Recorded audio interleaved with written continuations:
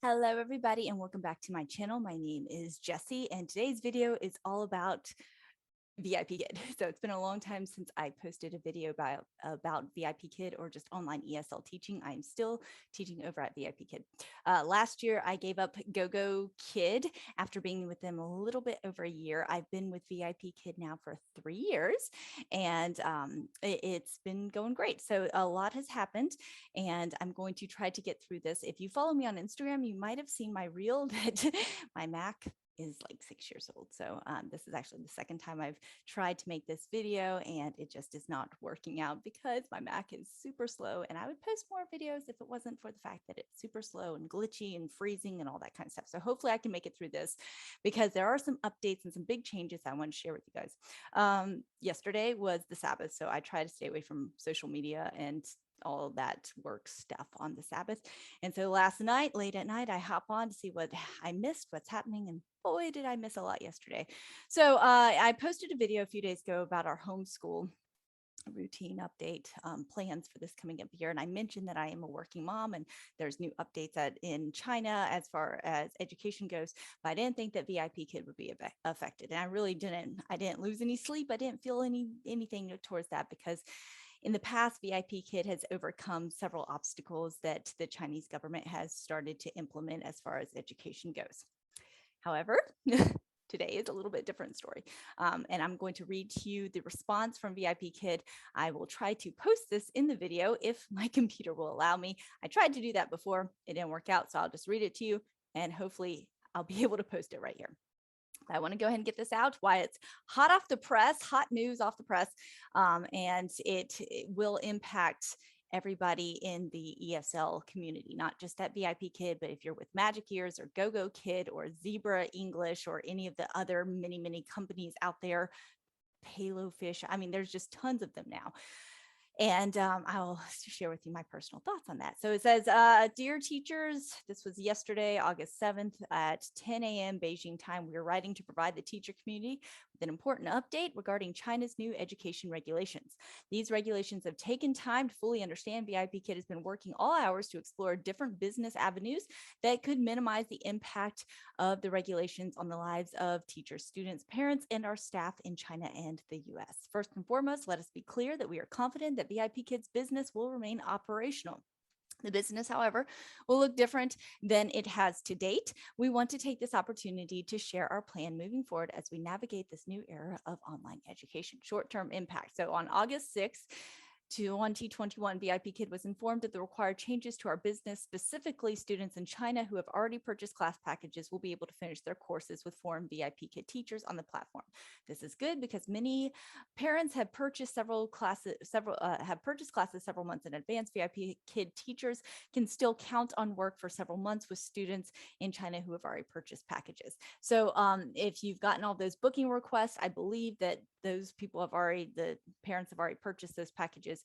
You can still complete that with your students. Those who have normal, regular students, you can still teach them for hopefully maybe a few months and say your goodbyes and that sort of thing.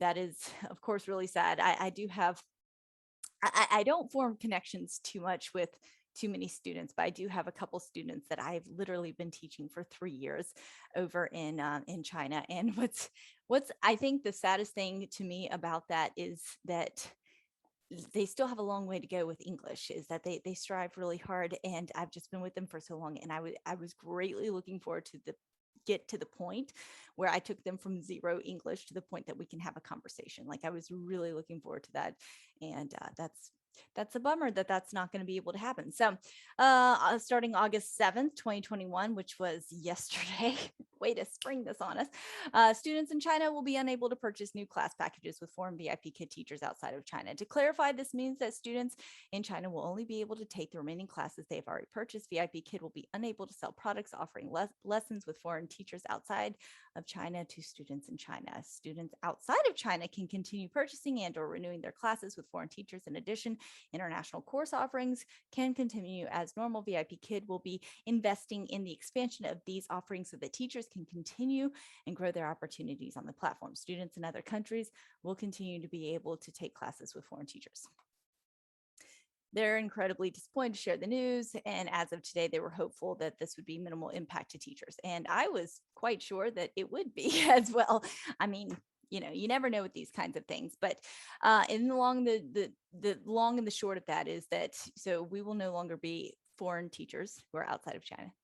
And I'm not sure if you are a foreign teacher living inside of China, I'm not sure if that would be impacted. I'm really curious to see if that is the case, because there are native English speakers that are living in China. I assume that they would be able to teach, but maybe not. So I don't know.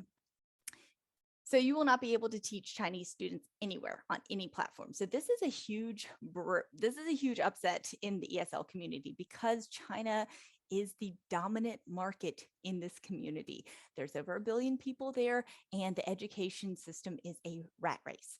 And we know this, if you've been teaching there, is that you will see children who are doing homework at all hours of the night, or if you ask them what they did today, they did homework. They did homework on summer vacations. They did homework. They took classes. They are incredibly talented. I've seen so many of the students who can speak several different languages and play piano and play violin, and they go to soccer and they go to swimming, and on and on and on and on. So my take on this, why the government is doing this is my version. I'm going to put that disclaimer out there. So much of what you see on the internet is not real. I understand that, but this is my understanding and my version of what I have seen and heard of this. The reason why they are cracking down on the education system is because it's such a rat race. So number one, it is, in some ways, it's better for the kids, because the kids used to be that we could teach at all hours of the night in Beijing. So you would see 4 and 5-year-olds taking classes at like 9 and 10 o'clock at night. And that had less to do with the parents and more to do with the cultures, because they want their children to succeed. And that's how they succeed, is by education, education, education. So the government cracked down on that. 9 o'clock, no classes after 9 o'clock p.m. Beijing time. And that was like number one. That was 2 years ago, I think, a year ago, however long ago that was. That was a long time ago. And then, so now, another thing that has happened, let me go back to here. So for a long time, we remember that China had a one-child policy for decades, since the 1970s, late 1970s. So they had the one-child policy. Back in, I think, 2015, they upped that to 2 children. And now here recently, they've upped it to 3 children. However, a lot of parents are really hesitant to have that many children because of the education system. This is expensive. All these lessons are expensive. And that's one of the reasons why China is the main market for ESL teachers, is because they are willing to pay a high cost to have those private lessons so that their children can succeed in life. I mean, it's not just a matter of teaching them another language. They have to take tests in order to get into advanced schools and colleges and universities. I mean, it really is a very, very stressful, it seems like to me, a very competitive market as far as education goes. So that's why parents will invest tons of money and tons of time into having their children succeed, so that they can go to these colleges and universities to succeed later on. So yes, it is a good thing, I think, as far as trying to give the students a little bit of a breather so they're not quite so competitive. The other aspect of that, from what I understand, is that a lot of people, even though there's now a 3-child policy, remember, 3 children, you're now expanding the population. The 1 child was shrinking the population. Now you're expanding the population.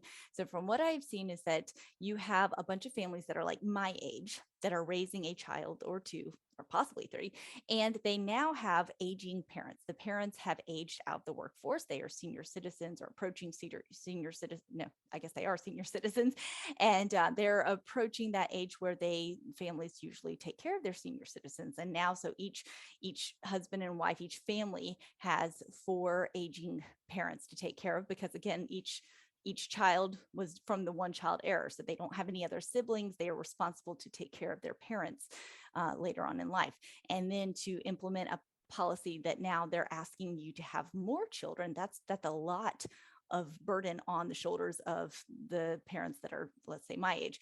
So now they have all these older parents that they're taking care of, and now they have, they're wanting them to have more children. The reason why they want them to have more children, again, from my understanding, is to replace the workforce, because the workforce is aging out. They're getting older, they're moving out of the workforce, and there's just not the numbers coming into the workforce.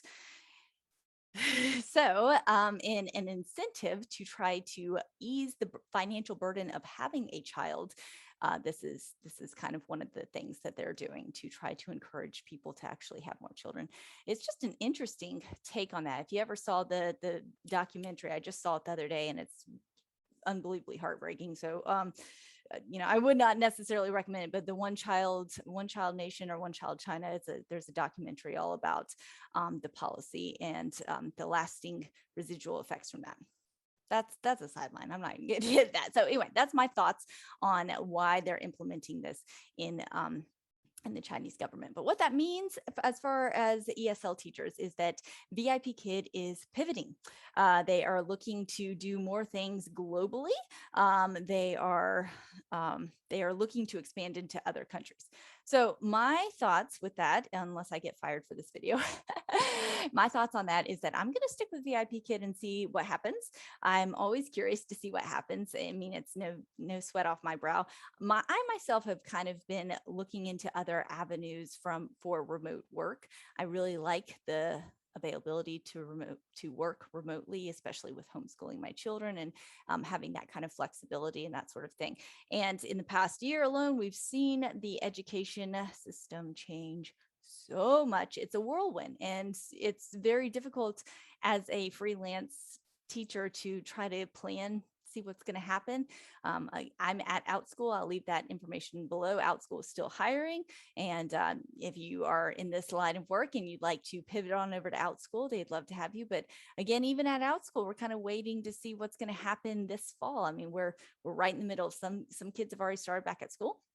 And so they're going back to school full time. And so those bookings are dropping. Other students are deciding to stay home for one reason or another. And so I don't know what the homeschool community is going to be looking like. If the homeschool community expands greatly, then we might see a lot of bookings more at Outschool. Certainly not as many as last year, I don't believe, but we'll see.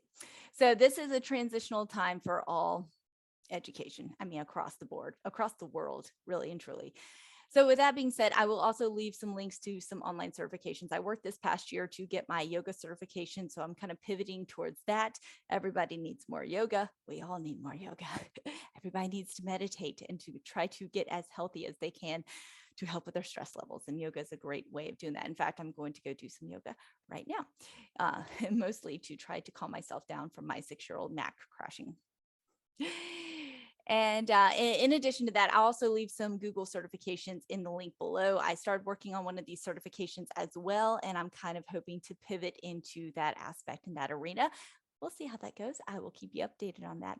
To all my teachers out there who are now worried about your salary, I know that I've seen a lot of teachers who this is a significant chunk of your monthly income that it never was quite for me, but I know a lot of teachers relied on this.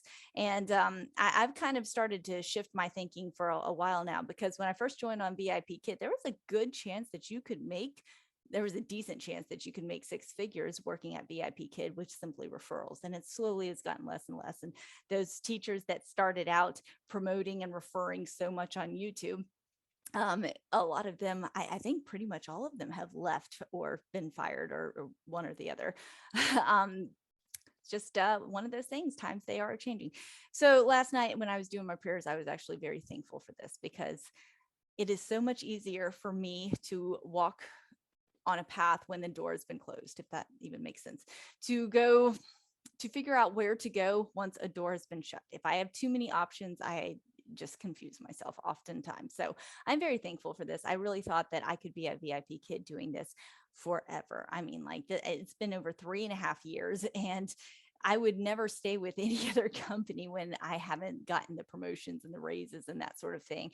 But I love it. I mean, it's super convenient. It's super easy. I get to see the children every morning. And, actually last year, all of us got like a pay cut. The majority of us got like a pay cut, and I still stay with VIPkid. I'm like, yeah, I still get to see the kids, and I still get to have fun. As I lessened my bookings, and then I expanded my bookings. And anyway, times They are changing. So best of luck to you out there. Check out the links below if you're interested in pivoting yourself, or if you want to come on over to OutSchool. I know there's a lot more videos on YouTube about different options that you might have for remote work, especially if this was a significant income for you. I hope it all works out for you. And again, just